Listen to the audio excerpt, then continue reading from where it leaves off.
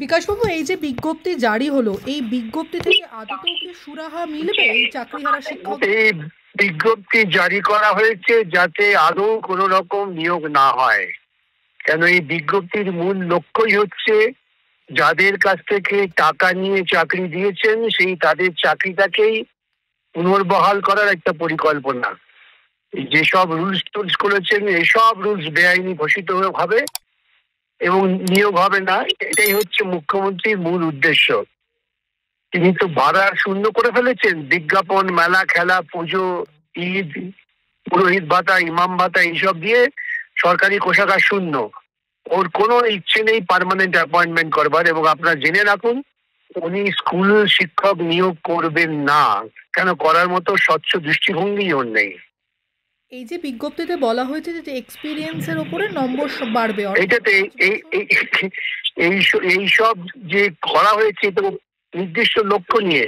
উনি জানেন এগুলো আদালতে গেলে পরে আটকে যাবে এবং নিয়োগ করতে হবে না, কিছু না।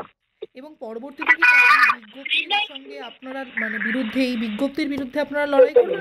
যেভাবে নিয়োগের কথা বলা হচ্ছে সেপ্টেম্বর, সবাই লড়াই করবে। আমরা কেন? যে ছেলে মেয়েগুলো রাস্তায় পড়ে আছে দিনের পর দিন, যাদের মেধা ভিত্তিক নিয়োগটা বাতিল হয়ে গেল ওর দুর্নীতির জন্য, তারাই লড়াই করবে।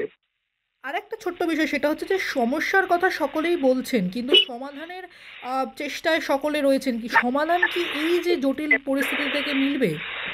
আইনি সমাধান হতে পারে একমাত্র উনি যদি সরাসরি ভাবে যাদের থেকে টাকা নিয়ে নিয়োগপত্র দিয়েছেন তাদের নাম ঘোষণা করে বলে দেন যে এরা কখনোই কোথাও নিয়োগ পাবেন না এবং স্বচ্ছতার সঙ্গে নিয়োগ প্রক্রিয়া চালু হবে, তবেই সমাধান হবে।